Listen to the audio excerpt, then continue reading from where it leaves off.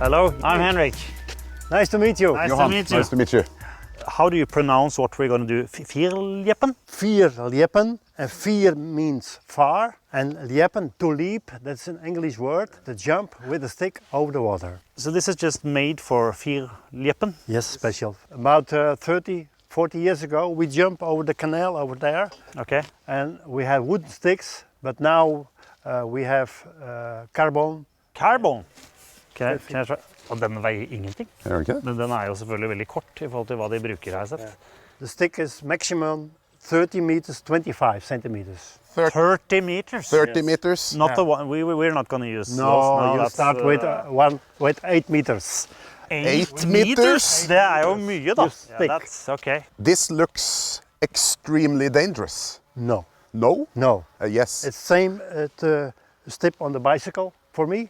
Yeah, Step but on the that's for you. bicycle, You have, that's- how long have you been doing this? For 50 years? 50 years now, This- yeah. Yeah, that's, I mean, the how middle is far 12. up in the air will we be then? 6 meters. Det er ikke jeg noe hypp på. Du er jo ikke den flyvende hollendere. Nei, det er jeg ikke, altså. With your hands, Her er det rett på, gitt. both feet, every side on the stick, Ok. and then you jump. Look, like that. Det som er trikset her nå, tror jeg, ikke gå bakover, for da sitter den i rognposen. Ja, Push. Push. Push Ok. your hand like that. Ok. and try to catch it as far up as possible. Okay, so high as possible, yes. Don't think, do. Ja, ikke tenk som Go. Henrik. Go. Okay, good. Bolleklem. He has very big, you know, Nei, jeg har jo ikke det engang. Jeg har jo ikke... it's always a problem. They always get in the way. I think we can go to the other side now. Ok. Yes? Ok, dette her ser jo mer overkommelig ut. Ja, egentlig ikke. Ja, det ser jo mer overkommelig ut, men det ser da fortsatt veldig vanskelig ut, Ja, da. jeg er enig at det var ikke så kort som jeg trodde. Run. High. Bye! I'm slamming my knees in the... Yeah, that's not... Jeg dundrer jo bare inn i den pollen. Det er jo dritvondt. Ja. Don't think too much. Good. Oi! Dette går jo ikke. Don't think about it. No, We go to the other side now, Ja. and we start to run, and then you jump over the water Ja. without a problem. Without a problem. Klokkene ringer for deg, Golden. Go for it. Go. Go. Go. Oh! You're slipping, eh? You slip. Oi, oi, oi, oi, oi, oi. Run, run, run, run, run. Okay.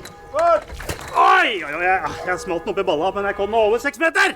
Yes. Oi, oi, oi. Hey. Concentrate you and look at the stick. Look.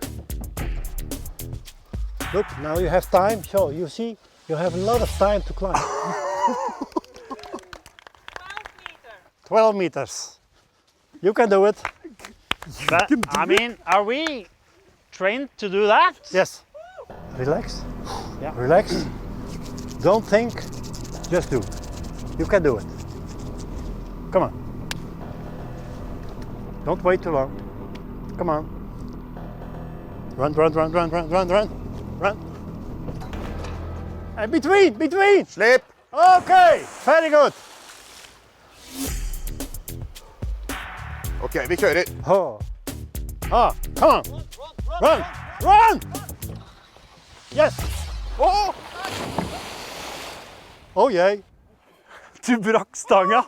Brakk jeg? Ja, selvfølgelig. Du landet jo bare rett ned som... Fy faen, vet du, hvis du tok den med balla, så må det jo være ferdig. Thank you very much. Thanks for having us.